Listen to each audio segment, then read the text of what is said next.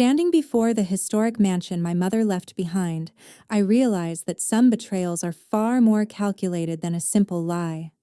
My name is Cora, a 32-year-old jewelry appraiser whose life has been defined by the precision of diamonds and the absolute clarity of truth. At the historic villa left by my mother, I discovered my husband and his mistress surreptitiously moving my belongings into the dusty garage. As I drove into the driveway of the Willows, I stood frozen watching my husband Harrison directing workers to toss my mother's cherished mementos into the corner of the grimy garage. Jade appeared suddenly while wearing my own silk pajamas, leaning against the doorframe with a wineglass in her hand, as if she truly owned the estate. Harrison informed me with a cold stare that I had been officially removed from every family financial project because he considered my methods to be completely obsolete. He used scathing insults regarding my financial capabilities to mask his own cowardice while trying to justify his theft of my heritage. I refused to scream or plead, choosing instead to look deeply into Jade's eyes while my phone secretly recorded every bit of the chaotic scene unfolding before me. My husband stepped closer and whispered with chilling arrogance that I should not blame him since a low-level person like me simply did not deserve to manage such significant assets alongside him. You will never believe the secret I uncovered inside my mother's safe just 3 days before this confrontation. What do you think about a husband who conspires with his mistress to steal a family legacy right under his wife's nose? Drop your thoughts in the comments below and subscribe to the channel so you don't miss the shocking revelation in the next part, because the real game is only just beginning. Every betrayal begins with the smallest counterfeit details that only someone in the appraisal profession like me can truly recognize. While Harrison believed his carefully constructed facade of a successful architect was flawless, I had already begun noticing the jagged edges in his behavior months ago. My expertise in identifying flawed diamonds allowed me to spot the subtle inconsistencies in our joint bank statements that most people would have easily overlooked. I spent many sleepless nights reviewing digital transaction records which revealed massive, unexplained withdrawals destined for offshore accounts I never knew existed. These financial irregularities were the first cracks in the foundation of our marriage that eventually led me to dig deeper into his secret life. I knew that I could not handle this escalating situation alone while maintaining my professional composure at the jewelry firm. My best friend Maya, who is a brilliant forensic accountant with a sharp mind for tracking hidden assets, agreed to help me investigate these shady transactions. We spent the last 3 weeks hidden away in a small office during my lunch breaks to piece together the puzzle of Harrison's collapsing financial empire. Maya discovered that he had fallen into a dangerous cycle of high-stakes gambling and disastrous real estate investments that left him deeply indebted to some very unscrupulous lenders. Those creditors had clearly started pushing him toward a desperate breaking point where he felt forced to act recklessly against my interests. Harrison was no longer the man I married, but a drowning debtor willing to sacrifice his wife's heritage to stay afloat for a few more weeks. Our investigation also provided the missing pieces regarding why Jade was suddenly back in our lives after so many years of silence. I understood her motivations perfectly because she was a former assistant to my mother, who had been fired for persistent theft of small items from the estate. Mom had shown her mercy by not filing police charges back then, yet Jade clearly returned now with a heart full of resentment and a thirst for revenge. She was using Harrison's financial desperation as a weapon to finally claim the mansion that she felt she was unfairly denied years ago. Understanding their combined motivations allowed me to anticipate their next moves with a level of accuracy they never suspected I possessed. I realized that I needed concrete evidence that would stand up in a courtroom if I ever hoped to regain control of my life. I decided to install a high-quality, discrete surveillance system that utilized a miniature recording device hidden within my mother's favorite vintage brooch on the mahogany desk in the study. This specific piece of jewelry was a constant fixture in that room and would never attract suspicion from two people so blinded by their own arrogance. I tested the audio quality multiple times to ensure that every whispered plan between them would be captured with perfect clarity for my legal team to review later. Every time I looked at that brooch, I felt a strange sense of comfort knowing that my mother was still protecting me from those who wished me harm. The final stage of my initial counter strategy involved setting up a fake business trip to a jewelry convention in New York that would last for several days. I made sure to leave my detailed itinerary on the kitchen counter, where Harrison would be certain to find it during his morning coffee routine. I watched him through the reflection in the hallway mirror as he read the notes with a triumphant smirk that he couldn't quite hide from me. He truly believed he would have 48 hours of absolute freedom to move my belongings and finalize his illegal transfer of the property. Little did he know that I was merely creating the perfect trap by giving him exactly what he thought he wanted most. My departure was not a retreat, but a calculated maneuver designed to force their hands into making a visible, punishable mistake. 3 days before the garage became a battlefield, I stood alone in the vault room and executed a mental game that Harrison never expected. The cold air inside the safe room felt heavy with the scent of old paper and the metallic tang of high-security locks. My mother's butler, Arthur, who had served our family for decades and remained my only eyes inside the house, had provided the critical information I needed. He witnessed Harrison meeting a shadowy black market jeweler in the dead of night to commission a set of replicas that looked identical to my family heritage pieces. Instead of confronting him or stopping the exchange, I chose to wait patiently until Harrison successfully swapped his high-quality fakes into the primary safe. I watched through the hidden camera as he admired his handiwork with a predatory grin before locking the door and heading upstairs. Once the house was silent and Harrison had fallen into a deep sleep, I slipped back into the vault to retrieve his newly placed counterfeits. I carefully replaced those expensive replicas with a second set of stones that were even lower in quality, effectively creating a trap within a trap. My intention was to make Harrison believe he was holding the genuine diamonds while he was actually carrying the fake of a fake. This layer of deception ensured that if he tried to sell or mortgage the jewelry, he would be caught with worthless glass while the real legacy remained safe. I moved the genuine ancestral collection to a secret off-site location that only I and my lawyer Vance knew about. Vance is a formidable legal expert specializing in estate protection who had been preparing our defense strategy in total secrecy for weeks. The psychological tension between Harrison and me reached its peak during our final dinner together in the grand dining room.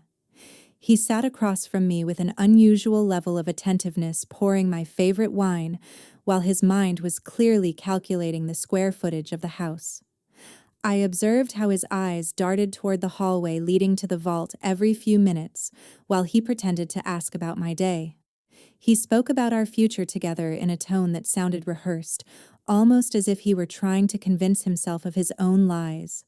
I responded with vague smiles and brief comments, keeping my true thoughts locked away behind a mask of exhaustion. Every kind word he offered felt like a transaction, a calculated move to keep me unsuspecting until he could finalize his betrayal. After dinner, I met Vance in his private office to sign the emergency documents that would effectively freeze all my personal and inherited assets. We worked late into the night under the dim light of his desk lamp, meticulously reviewing every clause to ensure no loopholes remained for Harrison to exploit. Vance explained the legal implications of the forged signatures we had discovered, confirming that we were ready to strike the moment Harrison stepped into a bank. I felt a strange sense of relief as I pressed my pen to the paper, knowing that the law was finally on my side. We were not just protecting a building or some stones. We were preserving the dignity of my mother's name against a man who saw everything as a price tag. I returned home in the early morning hours, carefully avoiding any noise that might wake Harrison or Jade in the master suite. My heart hammered against my ribs as I passed the garage, which now stood as a silent witness to the impending storm. The contrast between Harrison's smug confidence and the reality of his situation was almost tragic in its irony. He was currently dreaming of a windfall that did not exist, clutching onto worthless stones, while the authorities were already being briefed on his crimes. I lay in bed staring at the ceiling, waiting for the sun to rise on the day that would change everything forever. The pieces were all in place, the trap was set, and all that remained was for Harrison to make his final fatal move. At exactly 6 o'clock in the evening, I quietly entered the villa through the servants' entrance to witness the unfolding drama of those greedy souls. The familiar scent of lemon wax and old wood usually felt comforting, but tonight it felt like a heavy shroud over a crime scene. I slipped into the shadows of the library, positioning myself behind the heavy oak door, where I could hear every word coming from the adjacent study. Harrison and Jade were engaged in a heated argument regarding the distribution of the money from the upcoming jewelry sale. Their voices were sharp with tension, stripping away any remaining illusion of the romantic partnership they once pretended to share. Jade was insistently urging Harrison to sign a forged will immediately because his creditors had already begun showing up at his architectural firm. She slammed a fountain pen down on the desk, claiming that they were running out of time before the bank started seizing his remaining assets. Harrison sounded desperate as he paced across the floor, his footsteps echoing like a drumbeat of impending failure in the quiet house. He finally pulled out a thick folder containing fabricated evidence designed to frame me for professional fraud in my jewelry appraisals. This was his intended weapon to blackmail me into signing over the deed to the Willows without a legal fight. I gripped my phone tightly, ensuring the recording app was capturing every syllable of their treacherous conversation with perfect clarity.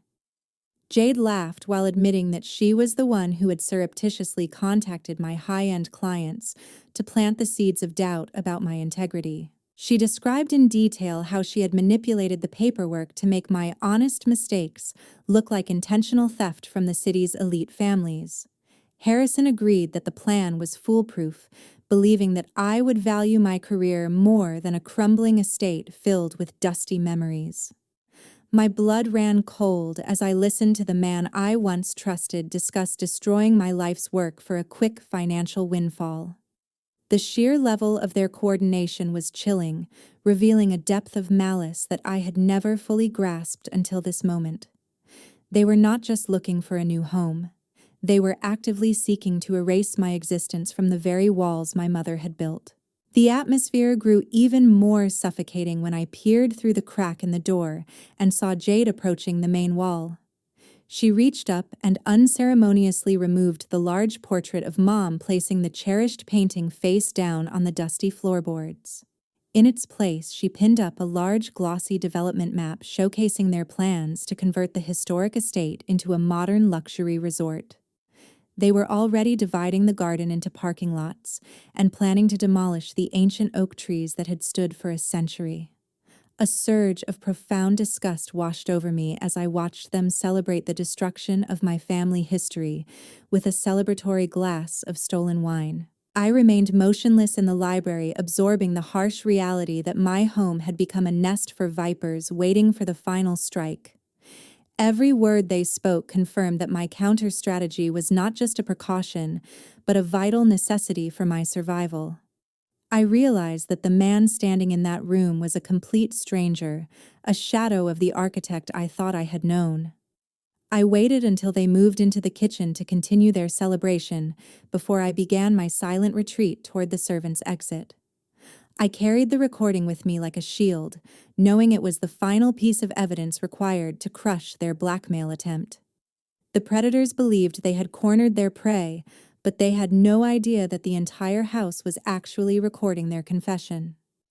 I stepped out into the cool evening air of Savannah, feeling a renewed sense of purpose as the iron gates clicked shut behind me. The recording was safely backed up to a cloud server where Vance and the local authorities could access it within minutes. I looked back at the glowing windows of the villa, knowing that the lights would soon be extinguished on their short-lived victory. The game they were playing was far more dangerous than they realized, and I was no longer interested in just defending my heritage. Tomorrow the hunters would become the hunted, and I would be there to watch the entire facade crumble under the weight of their own lies. At 8 o'clock in the evening, I stepped out from the shadows exactly when Harrison was feeling most triumphant with his sinister plot. The bright lights of the study felt blinding after spending so much time hiding in the darkened library.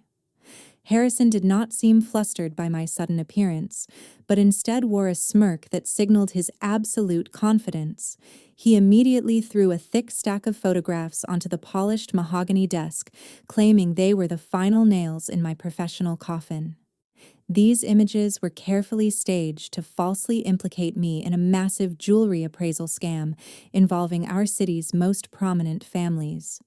He threatened to send this fabricated evidence to the Savannah Jewelers Association unless I signed the documents renouncing my inheritance of the Willows. Jade stood beside him with her arms crossed, her eyes gleaming with the cruel satisfaction of someone who believed she had finally won. I purposely allowed my shoulders to slump and adopted a trembling voice to make them think I was finally breaking under the pressure. I quietly asked Harrison to explain how he could throw away 10 years of marriage for a collection of stones and a crumbling house. Driven by a combination of arrogance and the urgent pressure from his debt collectors, he began to brag about his cleverness. He proudly admitted to the entire process of how he and Jade had spent months meticulously forging my signature on several loan applications. Harrison described with startling detail how they had staged the recent jewelry theft to provide him with the untraceable cash he needed to cover his gambling losses. He seemed to enjoy the sound of his own voice as he revealed the specific methods they used to bypass the security protocols at my firm. Jade added her own commentary mocking my supposed intelligence, while she detailed her role in manipulating my client files from the inside. They believed that by showing me the depth of their deception, they were proving that any resistance on my part would be entirely futile. While they were busy celebrating their perceived brilliance, I secretly reached into my pocket to activate a high-priority live audio stream. This transmission was connected directly to Vance and Maya, who were waiting outside with the local law enforcement officers. Every word of their self-incriminating confession was being broadcasted and recorded in real time onto a secure server for the district attorney's office. Harrison grew impatient with the conversation and shoved a fountain pen toward my hand, demanding that I sign the transfer papers immediately. He warned me that every second I delayed was another second closer to the police arriving to arrest me for professional fraud. I looked down at the legal documents that would strip me of my family history and felt a strange sense of calm wash over me. I did not reach for the pen, choosing instead to offer a cold smile that seemed to catch him completely off guard. He began to shout about my stubbornness, threatening to destroy my life if I did not comply with his demands right this second. I slowly raised my hand and pointed toward the vintage brooch resting on the desk that he had consistently ignored all evening. His eyes followed my finger toward the small piece of jewelry, noticing for the first time the tiny pulsating red light hidden within the intricate gold filigree. The arrogant color drained from his face as the realization of his monumental mistake began to sink in with agonizing slowness. Jade moved closer to the desk, her brow furrowed in confusion, until she saw the recording device that had captured their entire admission of guilt.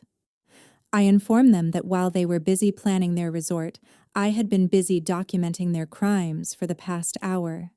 The silence that followed was absolute, broken only by the distant rhythmic sound of sirens growing louder as they approached the front gates.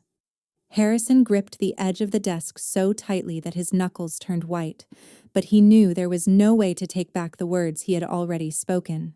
The front doors of the villa were pushed open, and the heavy sound of boots echoing on the marble floor signaled the end of their short-lived victory. Maya and Vance entered the study, first followed closely by several officers who were already unfastening the handcuffs from their belts. Harrison tried to stammer an excuse, but the recording was already playing back his own voice, admitting to the forgery and the staged theft. I stood my ground as the man I once loved was informed of his rights in the very room where he tried to rob me.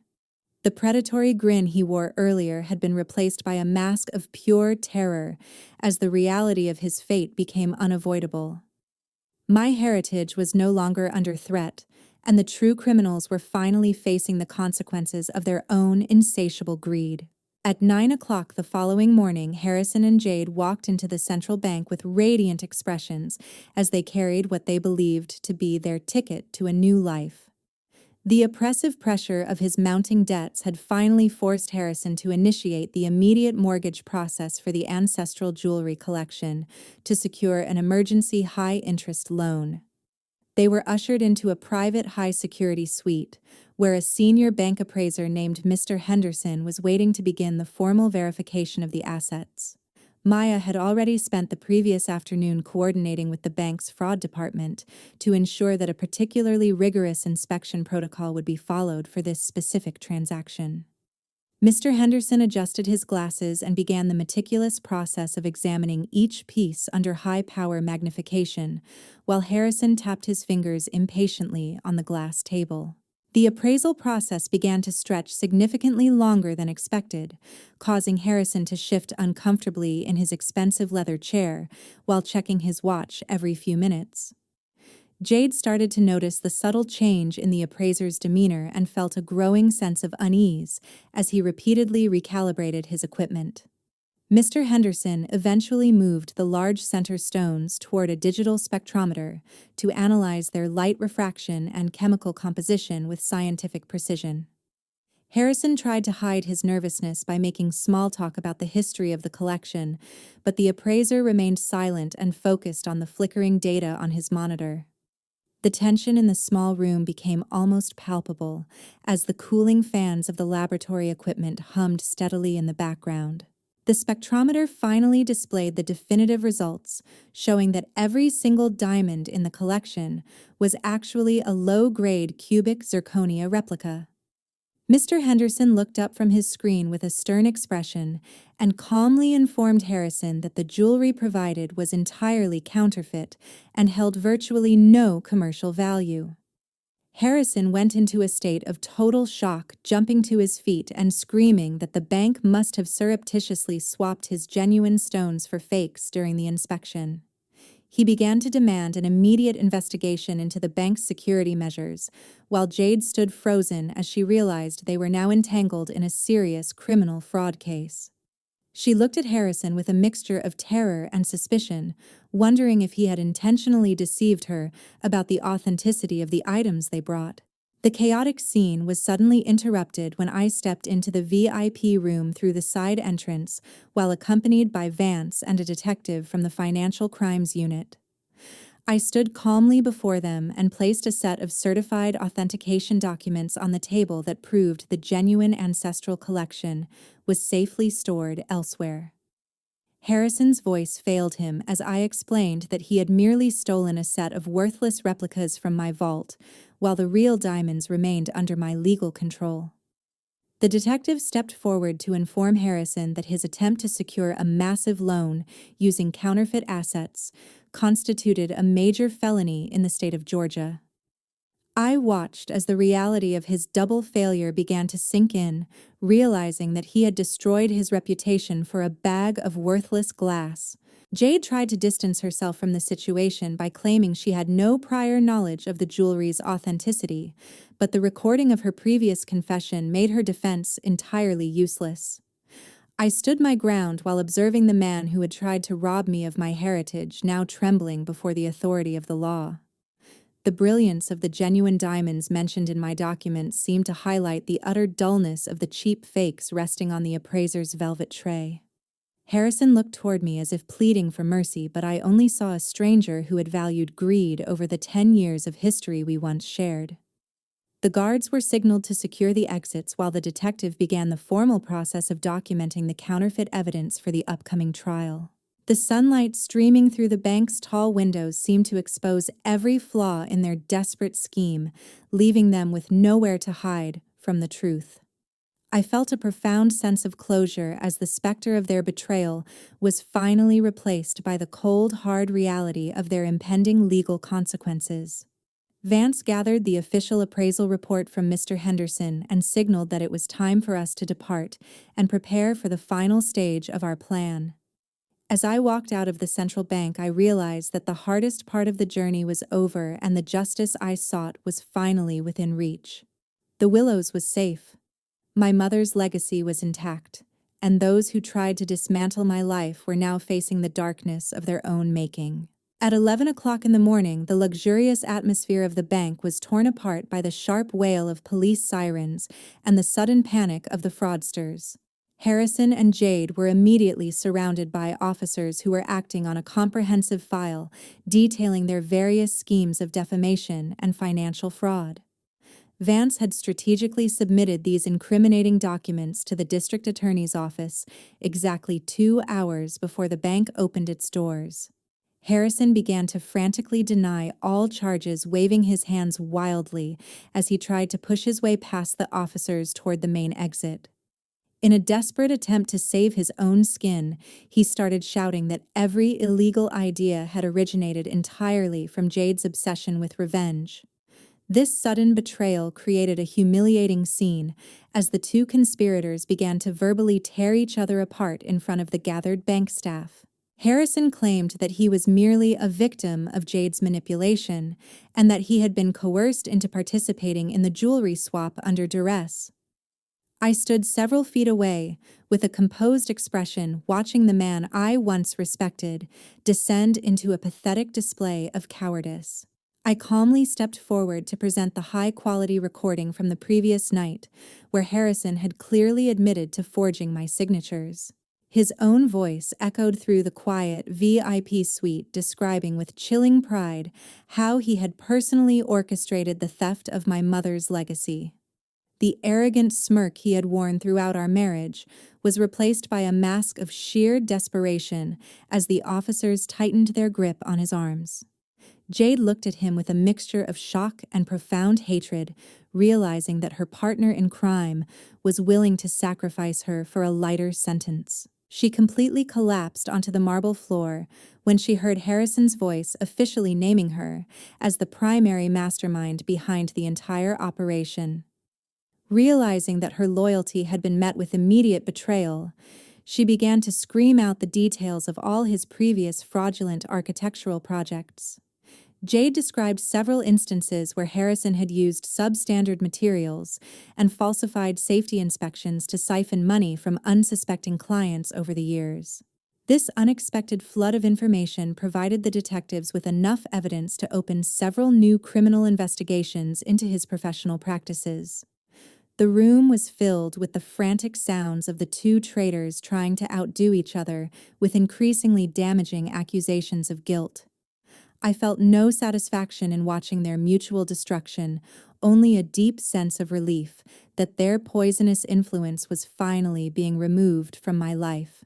The official arrest warrants were executed with clinical efficiency, while a group of angry creditors watched through the glass doors of the bank lobby.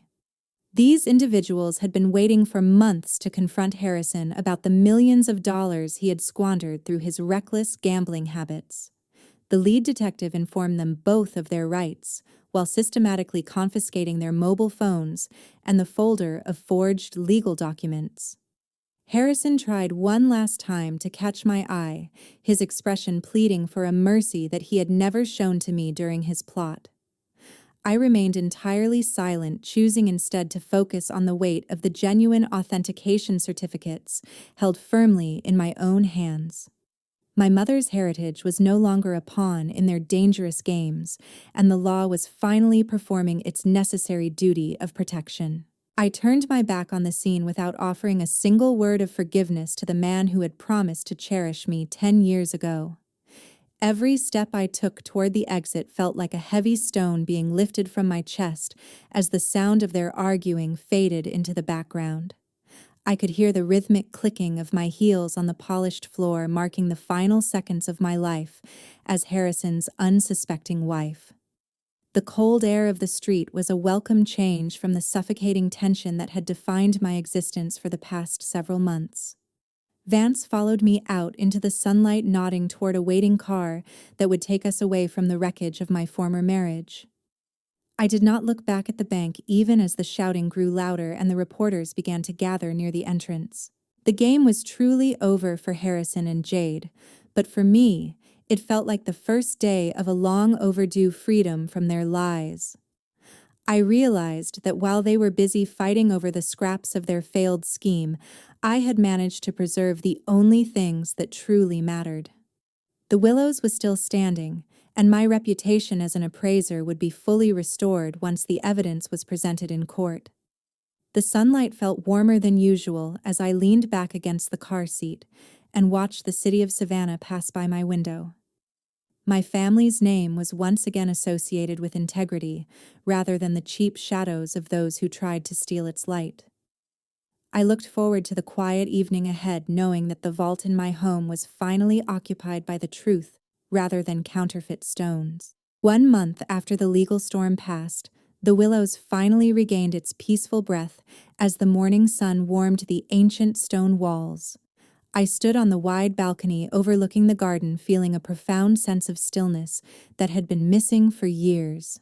From this height, I could see the garage where the initial battle for my honor had started, now completely cleared of Harrison's luxury cars and building materials. The court had recently handed down a severe sentence for both Harrison and Jade, ensuring they would face long-term imprisonment for their crimes. They were convicted on multiple counts of forging official documents, grand theft of family heritage assets, and a calculated conspiracy to commit blackmail. The news of their downfall had spread through the local business community, effectively restoring my professional reputation to its former standing. Instead of selling the villa to move away from the painful memories, I decided to transform the estate into something meaningful for the community. I converted the grand ground floor into a specialized training workshop for jewelry appraisal, specifically designed to help women who had survived economic abuse. Many of these women arrived with nothing but their determination, and I felt a deep responsibility to provide them with the skills to achieve financial independence. The once cold and silent rooms were now filled with the hum of magnifying lamps and the quiet focus of students learning to distinguish truth from deception. My mother's legacy was no longer a static collection of stones hidden in a dark vault, but a living force that empowered others to reclaim their lives. The silence of the afternoon was briefly interrupted when a prison official delivered a final letter from Harrison, who was currently awaiting transfer to a maximum security facility. He spent several pages pleading for my forgiveness, claiming that his actions were driven by a desperate fear of losing everything to his creditors. I walked toward the ancient oak tree at the edge of the property, carrying the unopened envelope along with a small box of matches. Without reading a single word of his excuses, I struck a match and watched as the paper turned into gray ash that scattered in the warm Savannah breeze. The debt he owed me could never be repaid with words, and I had no interest in maintaining any remaining connection to his broken promises. Arthur and Maya joined me under the shade of the oak tree, carrying a tray with 3 glasses of chilled champagne to celebrate the transformation of the house. We raised our glasses in a quiet toast, not to celebrate a victory in court, but to honor the fresh start of a truly free woman. Arthur's eyes were bright with pride as he remarked that my mother would have been deeply satisfied to see the villa used for such a noble purpose. Maya smiled and noted that the air around the estate finally felt clear of the heavy suspicion that had defined the past few months. We stood together in the soft light of the fading sun, knowing that the shadows of betrayal were finally gone for good. I looked at the vibrant green of the gardens and felt a renewed sense of belonging to the land that had sheltered my family for generations. The weight of the past had finally been replaced by the exciting possibilities of a future that I could shape on my own terms. My journey through the darkness had taught me that true wealth was not found in the vault, but in the strength to stand up for the truth. I finished my drink and walked back toward the house, ready to welcome the next group of students into the light of their new careers. The Willows was no longer a battlefield, but a sanctuary where honesty was the most precious jewel of all. The story of the Willows serves as a powerful reminder that honesty is the only foundation capable of withstanding the test of time and pressure. While Harrison and Jade believed that complex deceptions and forged documents could secure their future, they ultimately discovered that a house built on lies will always crumble. True power does not come from the ability to manipulate others or steal what is not yours, but from the internal strength to maintain your integrity during a crisis. Cora's victory was not won through aggression, but through a calm, strategic mind that allowed the predators to expose their own nature. When you face betrayal, the most effective response is to remain grounded in the truth and allow the weight of a person's own actions to become their downfall.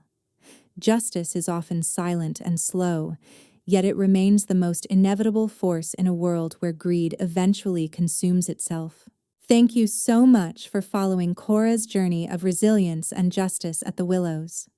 I truly hope this story inspired you to trust your intuition and value the strength of your own integrity. If you enjoyed this series, please like, share, and subscribe to support more narrative-driven content. Your support helps me bring more high-stakes dramas to life for our community to enjoy together. Trước khi khép lại câu chuyện về cuộc hành trình tìm lại công lý của Cora, các bạn đừng vội bỏ qua, vì những gì đọng lại sau mới thực sự là bài học đắt giá nhất cho mỗi chúng ta. Câu chuyện của Cora là một minh chứng đanh thép rằng trong một mối hôn nhân hay bất kỳ mối quan hệ nào, lòng tham chính là liều thuốc độc tàn phá nhanh nhất mọi nền tảng đạo đức. Sự thất bại của Harrison không chỉ là thất bại trước pháp luật, mà là thất bại trong nhân cách khi coi thường sự chính trực và tình nghĩa để chạy theo những giá trị ảo. Bản lĩnh của một người phụ nữ không nằm ở việc cô ấy có bao nhiêu kim cương, mà nằm ở sự bình tĩnh và trí tuệ khi đối mặt với sự phản bội. Liệu nếu đặt mình vào vị trí của Cora, bạn có đủ tỉnh táo để giăng một cái bẫy hoàn hảo như vậy, hay bạn sẽ có cách giải quyết nào khác? Tôi rất trân trọng và cảm ơn các bạn đã lắng nghe câu chuyện đến những giây phút cuối cùng này. Nếu các bạn có quan điểm khác về hành động của Cora hoặc có cách xử lý nào khác quyết liệt hơn dành cho Harrison, hãy đừng ngần ngại chia sẻ và bình luận ngay phía dưới để chúng ta cùng thảo luận nhé.